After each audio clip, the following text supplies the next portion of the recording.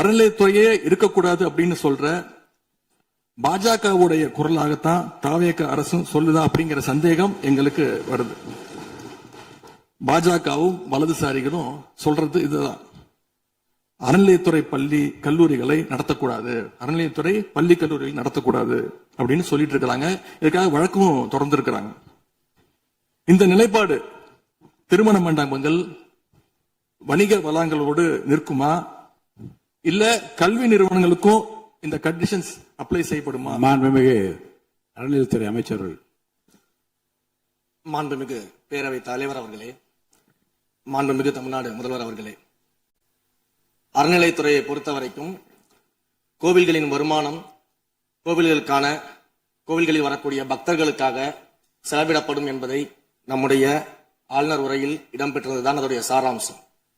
இன்னொன்று, சமீபத்தில் வெளியிடப்பட்ட திருமண மண்டபங்கள் மற்றும் வணிக வளாகங்கள் அந்த பணிகள் துவங்கப்படாத பணிகள் நிறுத்தப்பட்டது என்பது இந்த பணிகளை பொறுத்த வரைக்கும் நாம் ஆராய்ந்த வரைக்கும் அந்த கோவில்களில் பொதுமக்களுக்கு தேவையான அடிப்படை வசதிகள், பொதுமக்களுக்கு தேவையான தங்குமிட வசதிகள், பொதுமக்கள் பக்தர்கள் வரப்போது அவர்களுக்கு தேவையான அடிப்படையிலான கழிப்பறை வசதிகள் போன்ற இந்த வசதிகளை மேம்படுத்துவதை காட்டிலும் இவர்கள் கமர்ஷியலாக கோவில்களுக்கு திருமண மண்டபங்கள் கட்டுவதிலும் வணிக வளாகங்கள் கட்டுவதிலும் அதன் மூலமாக வருவாய் ஈட்டுவதை மட்டுமே குறிக்கோளாக வைத்துக் கொண்டு இந்த திட்டங்களை துவங்கியதன் காரணமாக மேலும் அதன் மீது பல்வேறு நீதிமன்ற வழக்குகள், ஸ்டே ஆர்டர்ஸ் இருப்பதனால நாம் அதையெல்லாம் ரத்து செய்து அறிவிச்சிருந்தோம்.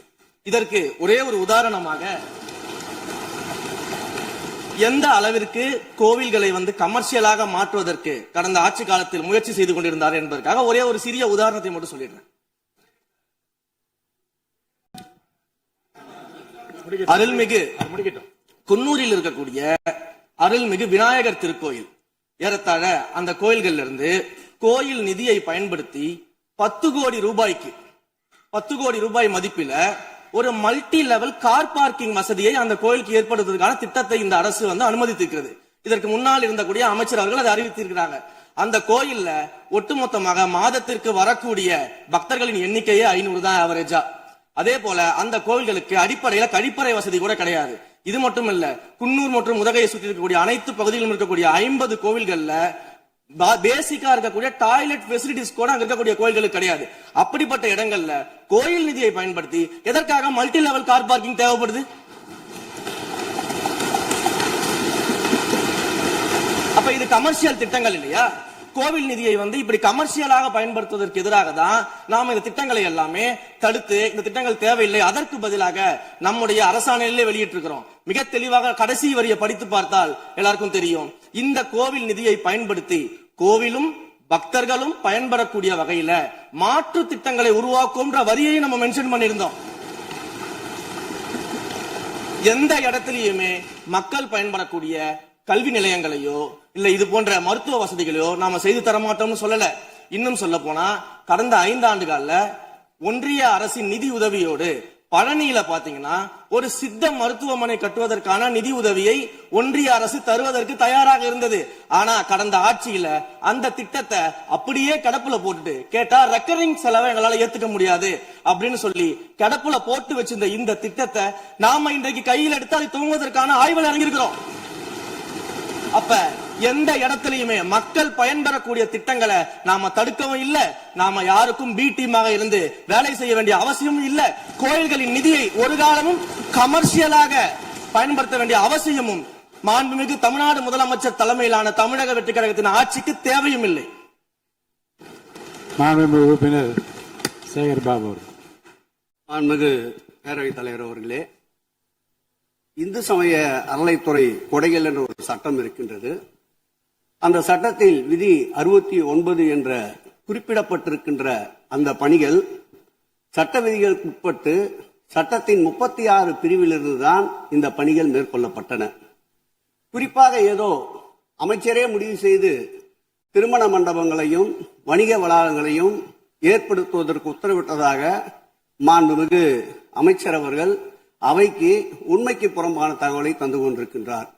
ஒவ்வொரு திட்டங்களும் அன்றைய காலகட்டத்தில் இருந்த சட்டப்பேரவை உறுப்பினர்களுடைய பரிந்துரையின் அடிப்படையில் சட்டப்பேரவை உறுப்பினர்கள் கேட்டுக்கொண்டதற்கு அடிப்படையில் தான் அனைத்து திட்டங்களும் அந்த காலகட்டங்களில் கொண்டு வரப்பட்டது. அதோடு மட்டுமல்ல, உறுப்பினர் அவர்கள் குறிப்பிட்டு கூறினார், குன்னூரிலே மல்டி லெவல் கார் பார்க்கிங் கொண்டு வரப்பட்டது என்று.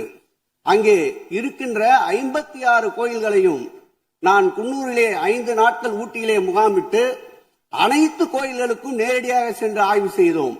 அந்த ஆய்வின் அடிப்படையில் அந்த திருக்கோயில்களுக்கு வருகின்ற பக்தர்களுடைய அடிப்படை தேவைகளுக்கு வருமானத்தை உயர்த்துவதற்காக குன்னூருக்கு சுற்றுலாவிற்கு வருகின்ற மக்களுடைய வாகனங்கள் போதிய அளவிற்கு பார்க்கிங்களுக்கு இடமில்லாமல் தவிக்கின்ற சூழ்நிலையில் அங்கே மல்டி லெவல் பார்க்கிங் கொண்டு வந்தால் நகராட்சி பரிந்துரையின் அடிப்படையில் வருமானம் பெருகும்.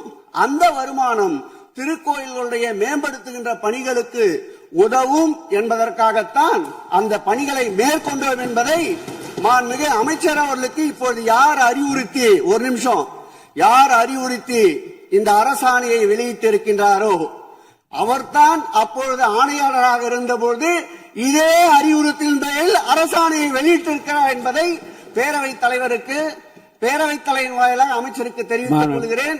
மேலும் அவர் கூறுவதற்கு எனக்கு பாயிண்ட் ஆஃப் ஆர்டரில் பதில் கூறுவதற்கு அனுமதிக்க வேண்டும். மாண்புமிகு பேரவைத் தலைவர் அவர்களே, குன்னூரில் இருக்கக்கூடிய அந்த விநாயகர் கோயிலுக்கு சொந்தமான இடத்துல மல்டி லெவல் கார் பார்க்கிங் அமைப்பதற்கு ஏற்கனவே அங்க இருக்கக்கூடிய நகராட்சி நிர்வாகம் ப்ரப்போசல் வழங்கிய போது அந்த நகராட்சி நிர்வாகத்திடம் நம்முடைய நிலத்தை குத்தகைக்கு கொடுத்து அதன் மூலமாக இருக்கக்கூடிய வருவாயை வைத்துக் கொண்டு நாம் முடிந்த வரையில் நம்முடைய கோயில்களுக்கு தேவையான அடிப்படை வசதிகளை நாம் செய்து கொடுக்கலாம். ஆனால் கோயில் நிதியவே 10 கோடி எடுத்து அங்க மல்டி லெவல் கார் பார்க்கிங் எந்த விதமான பொதுமக்களும் பக்தர்களும் கேட்கல. பக்தர்களும் பொதுமக்களும் கேட்பதெல்லாம் கோயிலுக்கு உள்ளே சென்று மனநிறைவோடு தரிசனம் செய்துவிட்டு வெளியே வரும்பொழுது அவர்களுக்கு தேவையான அடிப்படை வசதிகளை தான் பக்தர்கள் கேட்டுக் கொண்டிருக்கிறார்கள். அதை செய்தாலே போதுமானது. மாநில எதிர்கட்சி தலைவர் பேசுகிறீங்க. போதுங்க, நீங்க சொன்னீங்க விளக்கம் சொல்லி திருப்பி இதை நான் அனுமதிக்க முடியாது. மாண்புமிகு எதிர்கட்சி தலைவர் பேசுங்க. வேண்டாம், போதும், நீங்க பதில் சொல்லிட்டீங்க. பாருங்க, மல்டி லெவல் கார் பார்க்கிங் தேவைன்னு அவர் இல்லைன்னு சொன்னாரு, ஏன் போட்ட நீங்க சொல்லிட்டீங்க. அதோட விவாதம் முடிந்தது. மாண்புமிகு எதிர்கட்சி தலைவர் பேசுங்க. நீங்க திரும்ப எதுக்கு பாயிண்ட் பாடுற? இனிமே எதிர்கட்சி தலைவர் பேசி முடிக்கிற வரைக்கும் குறுக்கீடுகள் அவசியம் இருந்தால் அனுமதிப்பேன், அனுமதிக்க முடியாது. எதிர்கட்சி தலைவர் பேசலாம். ஒரு குற்றச்சாட்டு இல்ல, அவர் விளக்கம் தான் சொன்னார். என்ன குற்றச்சாட்டு சொன்னாரு? அவர் விளக்கம் சொல்லிட்டாரு. மாண்புமிகு எதிர்கட்சி தலைவர் நீங்க பேசலாம்.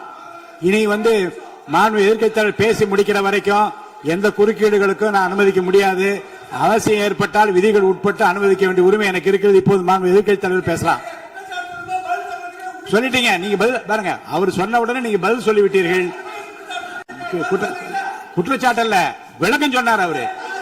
10 கோடி ரூபாய்க்கு இந்த இடத்துல 10 கோடி ரூபாய்க்கு கோயில் படத்தை எடுத்து ஏன் பயன்படுத்தினீங்க, அது வேற எதுக்கு பக்தர்களுக்கு பயன்படுத்தி விளக்கம் சொன்னார். அவ்வளவுதான். குற்றச்சாட்டு எப்படி வராது? உங்க மேல குற்றச்சாட்டு வைக்கலையே, தவறா பயன்படுத்தினீங்க, அதுல தவறு நடந்து அவர் சொல்லலையே. அதை குற்றச்சாட்டாக எடுத்துக்கொள்ள முடியாது, விளக்கமாகத்தான் எடுத்துக்கொள்ள முடியும். மாண்புமிகு எதிர்க்கட்சி தலைவர் அவர்கள் பேசலாம்.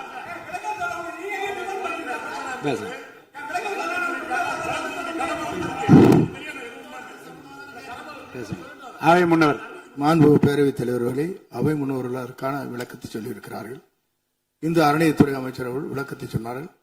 நீங்கள் அதற்கும் விளக்கத்தை கேட்டு பதிலளித்திருக்கிறீர்கள். மீண்டும் அவர் சொல்வதற்கெல்லாம் பதிலளிப்பதற்கு அவை நேரமில்லை. மாண்புமிகு எதிர்க்கட்சி தலைவர் அவர்கள்.